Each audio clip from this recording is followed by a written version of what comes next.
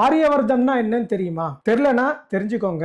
கிட்டத்தட்ட 2000 வருடத்துக்கு முன்னாடி வடமேற்கு இந்தியால இருந்த ஒரு பகுதி தான் ஆரியவர்தம். பார்ப்பனர்கள் தான் உயர்வானவர்கள் சொல்லக்கூடிய மனு தர்மம் தான் அங்க சட்டமா இருந்துச்சு. பார்ப்பனர்களுடைய அதிகாரத்துல தான் அங்க ஆட்சியே நடந்துட்டு இருந்துச்சு. அங்க ஆட்சி மொழியா என்ன இருந்தது தெரியுமா? சமஸ்கிருதம். அங்க தமிழுக்கு இடமே கிடையாது. சரி, சம்பந்தமே இல்லாம இதை நான் ஏன் இப்ப சொல்லிட்டு இருக்கேன் அப்படின்னா, இன்னும் கொஞ்ச நாள்ல நாம எல்லாரும் ஆரியவர்தத்துல தான் வாழ போறோம். பாஜக அரசோட திட்டமே இந்த மொத்த நாட்டையும் ஆரியவர்தமா மாத்தணும் தான். அதுக்கான எல்லா வேலைகளும் தொடர்ச்சியா அவங்க செஞ்சுட்டு வராங்க. சமீபத்துல கூட வானிலை மையத்தோட வெப்சைட்டை இந்தியில மாத்திட்டாங்க. இந்திக்கும் ஆரியவர்தத்துக்கும் என்ன சம்பந்தம் தானே கேக்குறீங்க? சமஸ்கிருதம் அதிகமா கலந்திருக்க மொழி இந்தி. சமஸ்கிருதத்தோட சேர்த்து பாரசீகம், அரபி போன்ற மொழிகள் கலந்துதான் இந்தி உருவாச்சு. பாரசீகம், அரபி போன்ற மொழிகளை நீக்கிட்டு சமஸ்கிருதம் அதிகமா இருக்கக்கூடிய இந்திய இந்த நாடு முழுக்க திணிக்கணும்ன்றதான் அவங்களுடைய திட்டமே. பாஜக அரசு கொண்டு வர திட்டங்களுடைய பெயர்கள் எல்லாமே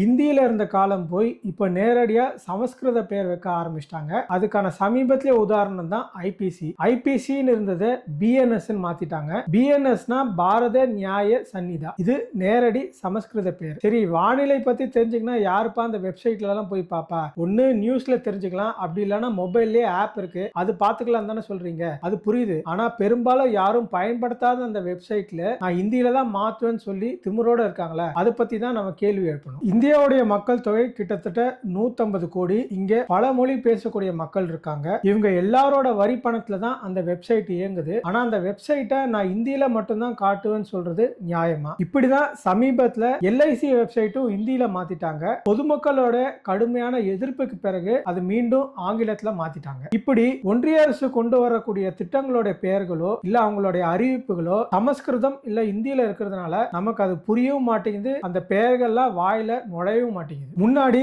ரயில்களோட பெயர்கள் எல்லாம் வைகை, பாண்டியன் அப்படின்னு தமிழ்ல தான் இருந்துச்சு. ஆனா இப்போ அந்தோதயா, வந்தே பாரத்னு வாயில நுழையாத பெயரா தான் இருக்கு. சரி, இங்க தான் எப்படி இருக்குன்னு பேங்க்குக்கு போனா பேங்க்ல இருக்க சலான் எடுத்து பார்த்தா ஒன்னு இந்தியில இருக்கு, அப்படி இல்லைன்னா ஆங்கிலத்துல இருக்கு. அங்க இருக்க அதிகாரிகளும் எல்லாம் இந்திக்காரங்களா தான் இருக்காங்க. தமிழ்நாட்டுல ஒரு சம்பவம் நடந்துச்சு. அதாவது ஒருத்தருக்கு இந்தி தெரியலன்ற ஒரே காரணத்துக்காக அவருக்கு பேங்க் லோன் மறுக்கப்பட்டது. இதே மாதிரி ரயில்வே ஸ்டேஷன் எடுத்துட்டாலும் அங்க இருக்கக்கூடிய அதிகாரிகளும் இந்திக்காரங்களா தான் இருக்காங்க. நாம பேசுற தமிழ் அவருக்கு புரிய மாட்டேங்குது, அவர் பேசுற ஹிந்தி நமக்கு புரிய மாட்டேங்குது. நீங்க வேணா யோசிச்சு பாருங்க. ரயில்வே ஸ்டேஷன்ல ஒருத்தருக்கு அடிப்படுது, அவரு உயிருக்கு போராடிட்டு இருக்காரு. உயிருக்கு போராடிட்டு இருக்க நேரத்துல அவர் அந்த அதிகாரி கிட்ட தமிழ்ல பேசினா அவருக்கு ஏதாச்சும் புரியுமா? இதே தான் பிளைட்லயும் நடக்குது. பிளைட் ஒருவேளை பறந்துட்டு இருக்கும் போது ஏதாவது ஒரு விபத்து ஏற்பட்டா அதுல இருந்து நம்மளை எப்படி பாதுகாக்கணும்ன்ற முக்கியமான அறிவிப்புகள் சொல்லுவாங்க. இந்த அறிவிப்புகள் எல்லாமே ஒண்ணு இந்தி இல்லைன்னா ஆங்கிலத்துல தான் இருக்கும். அந்த பிளைட் என்னவோ சென்னையில இருந்து கோயம்புத்தூர் தான் போகும். அந்த பிளைட்லயும் பெரும்பாலும் தமிழர்கள் தான் இருப்பாங்க. ஆனா அந்த அறிவிப்புகள் எதுவுமே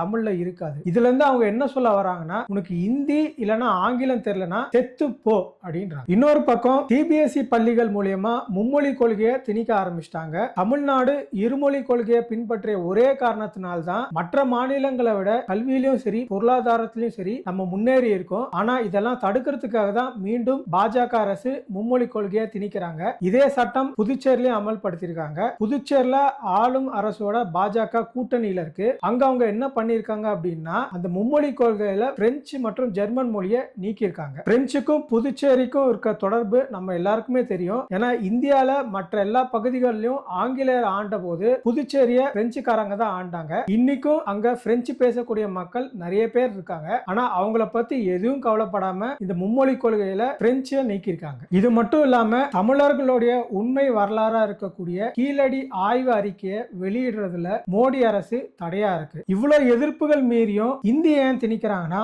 அதுக்கு முக்கியமான காரணம் ஆரியவர்தம் தான். இந்தி திணிச்சா சமஸ்கிருதம் வந்துடும். சமஸ்கிருதம் வந்துருச்சுன்னா ஆரியவர்தத்தை சுலபமா உருவாக்கிடலாம். ஆரியவர்தம் உருவாயிடுச்சுன்னா அங்க சமஸ்கிருதம் தான் ஆட்சி மொழியா இருக்கும். அப்புறம் சமஸ்கிருதம் தெரிஞ்சவங்க மட்டும்தான் அரசு வேலைகள்லயும் அதிகாரத்திலயும் இருப்பாங்க. சமஸ்கிருதம் உங்களுக்கு தெரியுமா இல்ல எனக்கு தான் தெரியுமா? கோயில்ல மணி ஆற்றவங்களுக்கு மட்டும்தான் சமஸ்கிருதம் தெரியும். அப்போ அவங்க மட்டும்தான் அரசு வேலையிலயும் அதிகாரத்திலயும் இருப்பாங்க. கோவில் கருவறை உள்ளே நம்மள விடாதவங்க இந்த இடத்துல எல்லாம் நம்மள விடுவாங்களா? யோசிச்சு பாருங்க. அதான் ஓட்டு போட்டு முடிச்சிட்டோம், நம்மளுடைய ஜனநாயக கடமை முடிஞ்சிடுச்சுன்னு வீட்டிலே இருந்தா இப்படிதான் இந்திய திணிப்பாங்க, தமிழ் மொழியை அழிப்பாங்க. அதனால இதெல்லாம் எதிர்த்து நம்ம கேள்வி கேட்டா மட்டும்தான் நம்ம மொழியை நம்ம பாதுகாக்க முடியும். அதை விட்டுட்டு நம்ம அடுத்த எலெக்ஷன்ல பாத்துக்கலாம்ப்பா அப்படின்னு இருந்தீங்கன்னா நம்ம கடைசி வரைக்கும் 3% பாப்பானுக்கு அடிமையா தான் இருக்கணும்.